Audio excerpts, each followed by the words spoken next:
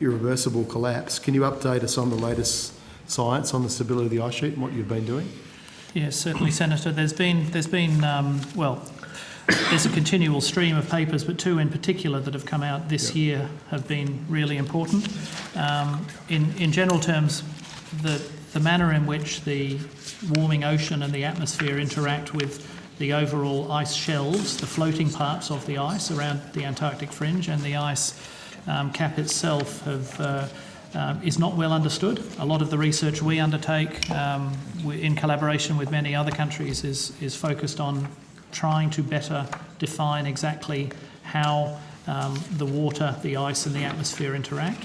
These two papers, using quite separate approaches but effectively modelling approaches, have used the best evidence and best data they have now, and looked forward under a couple of scenarios of greenhouse gases into the future, and they certainly show that along a sliding scale of increasing the amount of the thermal effects of increasing amounts of greenhouse gases, that the shelves, which as I say are the parts that float, so they don't contribute to sea level rise, as they melt, they've already displaced the ocean, if you like, but as they melt, they point out that they buttress the ice behind it that is grounded on the Antarctic continent, and that as they melt faster you will get greater flows. So both of them forecast, they highlight the uncertainty we already have around forward projections, and the models lean towards suggestions that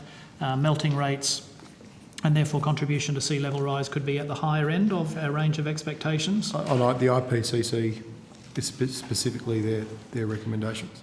Yeah, so it actually picks up on the AR5, IPCC AR5, their last major report, and it adds to that.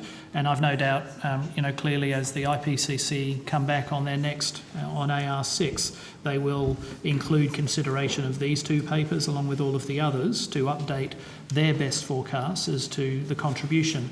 At the moment, it's thought that at the end of this century, sea levels may rise in the order of some centimetres or tens of centimetres at the most. As I think more work and more modelling goes into these, that'll be tested further, and it is important. The science we and many of the other nations are doing in Antarctica is adding additional inputs into these models that should hopefully enable them to become increasingly precise in their forecasts. And those two papers, especially the study published in the Journal of Nature, found that steep cuts to emissions were necessary in the next decade to prevent this from happening. Is that correct? Well, it's certainly the case that both papers show that the degree to which rises in temperature can be constrained lead to reduced outcomes in sea level rise. As temperatures are constrained as far as possible, then you get less sea level rise, and they point out that the very upper end of the scenarios around temperature rise lead to quite significant increases. So that upper end would be above 3 degrees pre-industrial levels? Yeah, it's a sliding scale. They don't preempt a particular one. They basically put in they tested a couple of scenarios. The upper scenario, from memory, was in the range of 2.5 to 4 degree rises, and that had a much more significant impact than the lower range, which was up towards 2 degrees. Okay. But the points are arbitrary in a sense. It's a scale. Okay.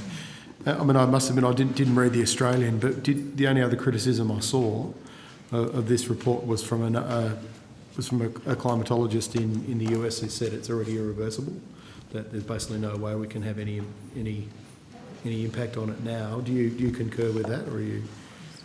I don't think the science is settled in terms of the degree to which the conditions will stabilise over time on the ice. It's certainly, there's been a lot of evidence that as the ice sheet draws back and off where it's grounded at the front end, that can increase ice flows. So there's a whole lot of threshold issues that are being worked through. The ice is more stable in some areas than others, so it'll be a complex picture. And just lastly, Chair, you said on the best available science we've got now, what kind of additional work's required to increase certainty around these forecasts? Obviously, there's significant international collaboration on this area. There's huge collaboration, and it's you know, an extraordinarily high priority in Australia's Antarctic Science Program. We undertook a major marine science expedition with the United States and several other countries last year in front of the Topham Glacier, an area to our south here that's the largest drainage glacier in East Antarctica. That has helped us understand the interaction between water, the warm ocean water coming up and interacting with the ice shelf. This year we're continuing with work from aircraft that are measuring the thickness of the ice. We're also deploying a University of Tasmania.